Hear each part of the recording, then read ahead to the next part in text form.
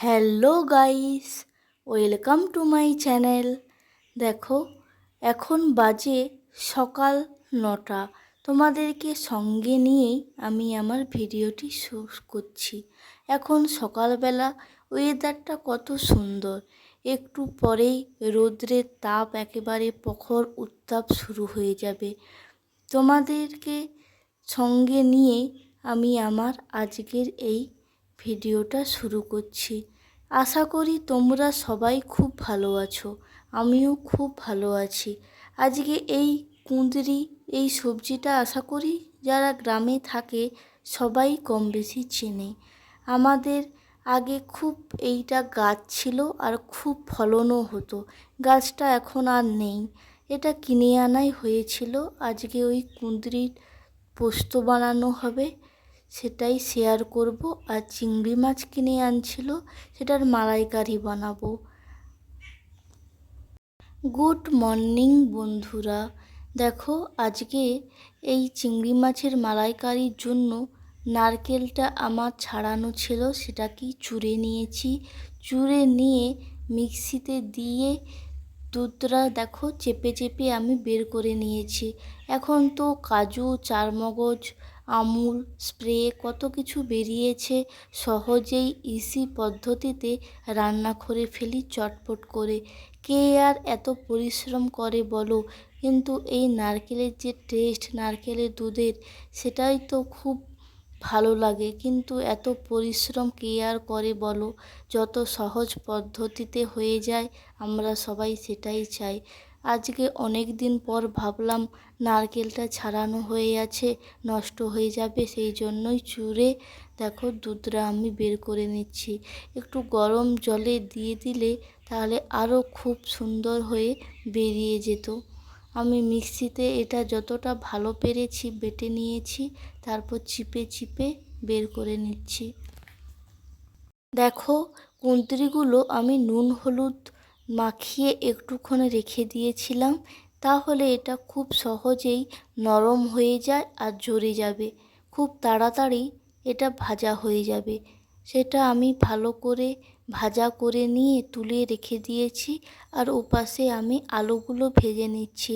চিংড়ি মাছে কয়েক টুকরা চারকোনা করে আলু ভেজে নিয়ে দিয়ে দেব, তাহলে একটু পরিমাণটা বাড়বে সেজন্য। আর এপাশে দেখো আমি মশলা করে নিচ্ছি চিংড়ি মাছের মালাইকারি, আর এই সবজিটা বানানো হবে সেই জন্য পেঁয়াজ, আদা, রসুন, টমেটো এইগুলোই আমি ছাড়িয়ে নেব। ছাড়িয়ে মিক্সিতে দিয়ে বেটে নেব।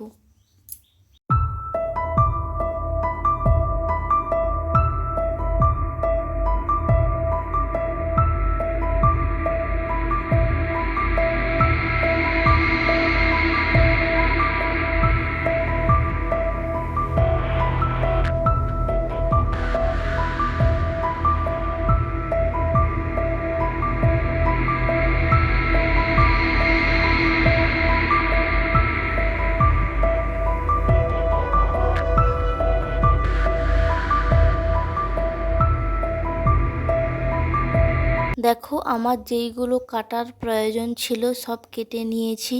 কেটে মিক্সিতে আমি পেস্ট করে নিচ্ছি। আর সঙ্গে সঙ্গে খোসাগুলো ফেলে আমি যেখানে ডাস্টবিন আছে পরিষ্কার করে নিচ্ছি। করে নিয়ে তারপর মিক্সিতে পেস্ট করে নিচ্ছি।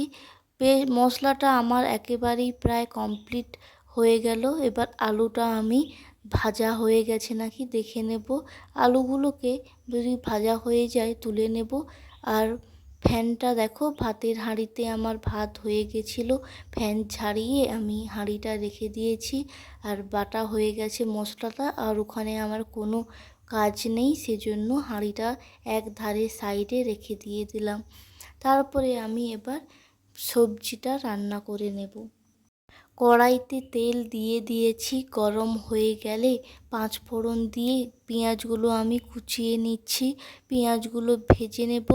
আর কুঁদরি পোস্ত করব, পোস্তটাই আমার বাটা হয়নি, তাই জন্য আমি পোস্তটাই খুঁজে আনছি, এনে সেটাকে বেটে নেব, তারপরেই সবজিটা কমপ্লিট হবে।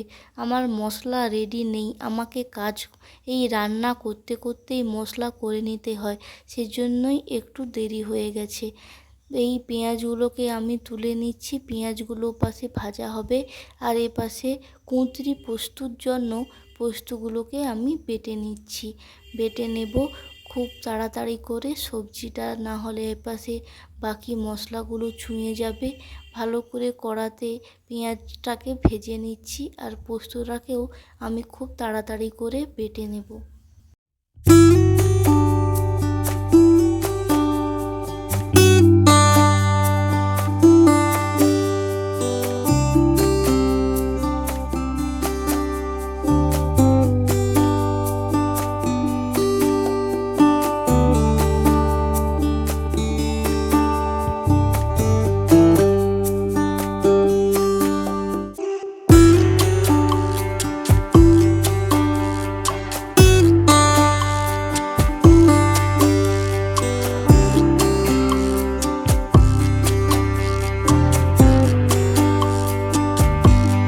আমার পোস্ত বাটা হয়ে গেছে। আমি দেখো মশলাটা ভালো করে নেড়ে একটু নারকেলের দুধ দিয়ে নিয়েছি, আর একটু পোস্ত দিয়ে নিয়েছি, নিয়ে ভালো করে মশলাটা কষিয়ে পোস্তগুলো কষা হয়ে যেতেই আমি সমস্ত ভাজা কুঁদরিগুলো কড়াইতে দিয়ে মশলার সঙ্গে ভালো করে মিক্স করে 1-2 মিনিট চাপা দিয়ে রেখে দিয়েছিলাম। সবজিগুলো খুব ভালো করেই সিদ্ধ হয়ে গেছে, আর মশলার সঙ্গে ভালো করেই মিশে গেছে। তারপর আমার রেডি হয়ে গেছে কুঁদরি পোস্ত। এরপরে আমি চিংড়ি মাছের মালাইকারি করব, সেজন্য কড়াটা বসিয়ে সরষার তেল দিয়ে নিয়েছি, আর কয়েকটা গরম মশলা দিয়ে নিয়েছি, নিয়ে কিছুটা মশলা পেঁয়াজ আমি বেটে নিয়েছি, আর কিছুটা গোটা গোটা করে রেখে দিয়েছি। ভালো করে ভেজে নেব পেঁয়াজগুলোকে। পেঁয়াজ ভাজা হয়ে গেলে আমি পরপর মিক্সিতে বেটে রাখা পেস্ট করা মশলাগুলোকে দিয়ে দিলাম। ভালো করে কষতে থাকবো, মশলাগুলো কষা হয়ে গেলে তারপরে একটু হলুদ আর একটু লঙ্কা গুঁড়ো দিয়ে নিয়ে চিংড়ি মাছগুলো দিয়ে নেব, দিয়ে ভালো করে মশলার সঙ্গে আমি নাড়তে থাকবো। আমার চিংড়ি মাছগুলো আমি আলাদা করে ভেজে রাখি না, মশলার সঙ্গেই ওটা একেবারেই সিদ্ধও হয়ে যাবে, আর রান্নাও আমার কমপ্লিট হয়ে যাবে। চিংড়ি মাছকে আলাদা করে ভাজার কোনো প্রয়োজনই নেই, এটা খুব সহজেই সিদ্ধ হয়ে যায়। তারপর দেখো আমুল স্প্রেটা আমি একটু হালকা উষ্ণ গরম জল করে নিচ্ছি, আমুল স্প্রেটা ওতেই গুলিয়ে নেব। আর এপাশে দেখো আমার পোস্ত বাটা হয়ে আছে, সেটা দিয়ে নিচ্ছি, আর নারকেলের যে দুধটা ছিল সেটা দিয়ে নিচ্ছি, দিয়ে ভালো করে মিশিয়ে একটুক্ষণ ফুটিয়ে নেব। ফুটিয়ে নিয়ে একদম শেষে আমুল দুধের স্প্রেটা দিয়ে নেব, কারণ এই আমুল দুধটা দিয়ে বেশিক্ষণ ফোটালে তো একেবারেই ছানা কেটে খুব খারাপ হয়ে যায়, একদম শেষ মুহূর্তে দিতে হয়, তাহলে রান্নার টেস্ট খুব সুন্দর মিষ্টি মিষ্টি ভাব থাকে, আর কোনো ছানা কাটার ভয়ও থাকে না। দেখো আমার মালাইকারিটা একেবারেই কমপ্লিট। আর দেখো এটা বিকেলবেলা আমি মোচাটা সময় করে কেটে নিয়ে রাখছি, আমাদের কলা গাছে মোচা আসছিল, তোমাদেরকে তো শেয়ার করছিলাম আগে, সেইটাই নিয়ে আসছি, কেটে নিচ্ছি। এই মোচা কাটতে খুব সময় লাগে, সেই জন্যই আমি একটু আগে বিকেলবেলা সময় করে কেটে নিচ্ছি, তাহলে রান্নার সময় আর তাড়াহুড়ো করে এটা কাটতেও হবে না, আর খুব সময় লাগে, তাই আগে থেকেই এটা কেটে নিচ্ছি।